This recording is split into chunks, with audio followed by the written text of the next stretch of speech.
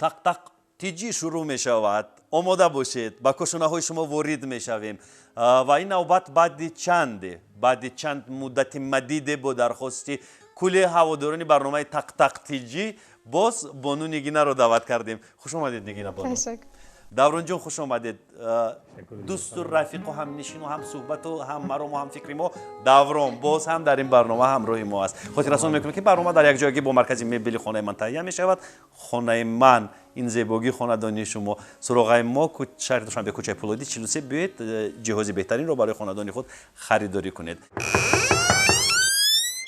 امروز ما درباره تولد ترانه وطن نگینه امانقلوه حرف میزنیم.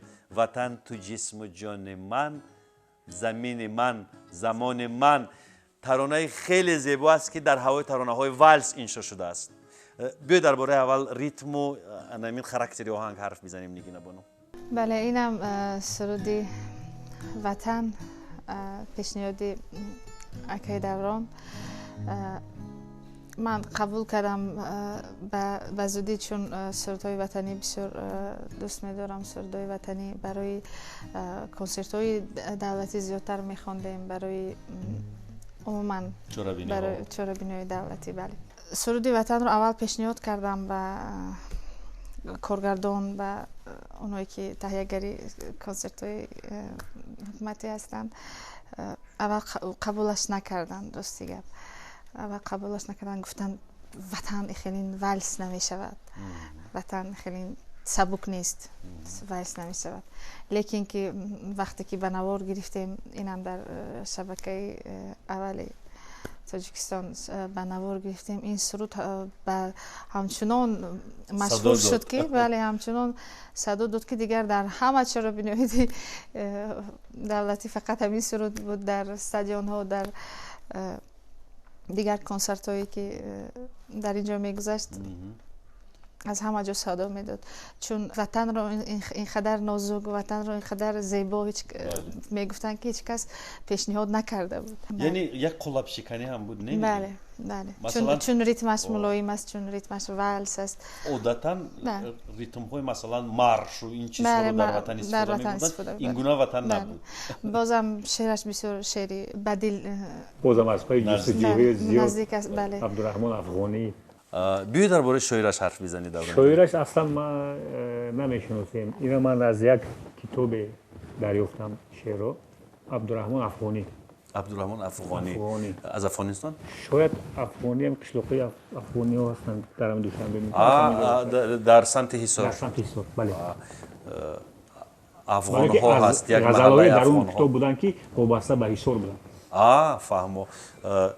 پس میتوان دقیق گفت که این همون محله افغان های بله حصار است. اسمشون؟ عبدالرحمن بود به فکرم. در یاد درست ندارم. عبدالرحمن افغانی بود.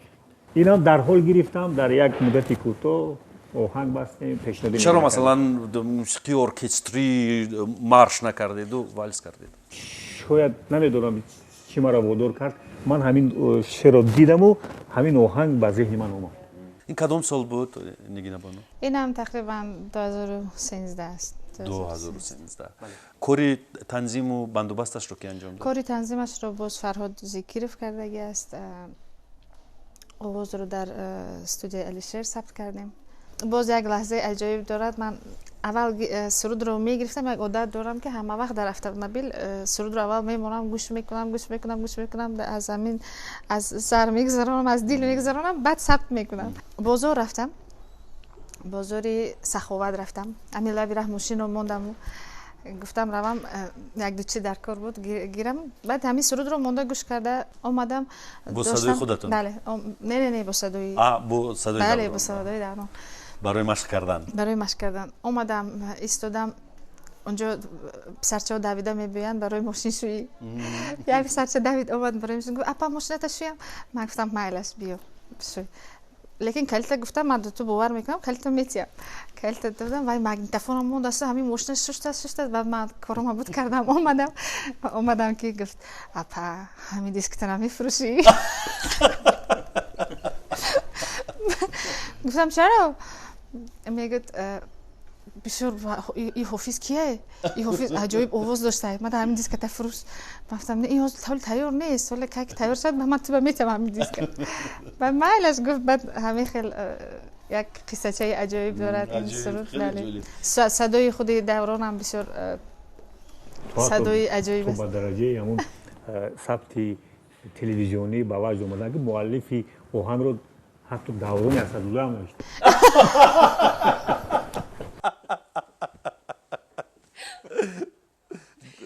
یعنی در اون نوشته جو دوران اسدالله.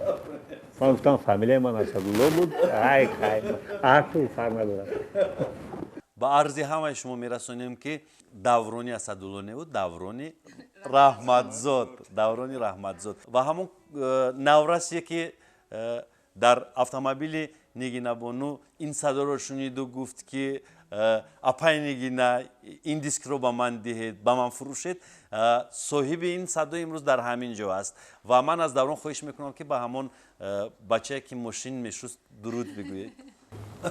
البته بچه علاقه به بلوغت رسیده است. وای همین چند سوم کار میکردم. همین 10 سوم کار میکردم. بود همون 10 سوم به همین دیسک خریدنی بود. چیزی دوست همون. بله. با خریدنی بود بعد. یعنی جاذبه هنر همین است که با همون مبلغ اینو چیزش میخواد این دیسک رو خریداری کند.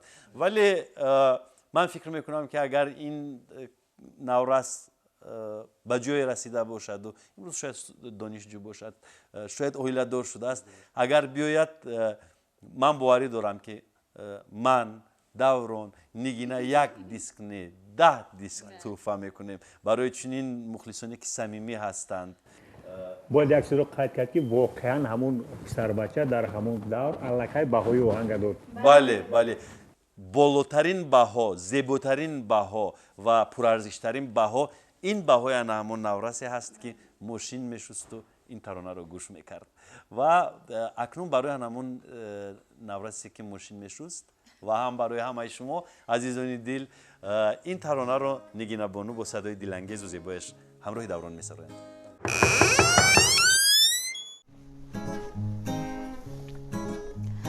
وطن سرود عشق تو ز قلب من صدا کند، ترانه های مهر تو مرا ز غم رها کند. وطن تو جسم و جان من، زمین من زمان من. وطن تو جسم و جان من، زمین من زمان من. تو مادر یگانه ای، عزیز و مهربان من. وطن لیوای زندگی، وطن نوای زندگی. وطن امید و آرزو، وطن صفای زندگی. وطن امید و آرزو، وطن صفای زندگی. وطن توی چمن منم، تو باغ و یاسمن منم. وطن توی چمن منم، تو باغ و یاسمن منم. بکوه و دشت و راغی تو، چو مرغی نغمه زن منم. وطن تو سایه بر سرم، تو مهر و ماه و اخترم. سرود مهرت وطن به بحر و بر همه برم. وطن لیوای زندگی، وطن نوای زندگی. وطن امید و آرزو، وطن صفای زندگی. وطن امید و آرزو، وطن صفای زندگی.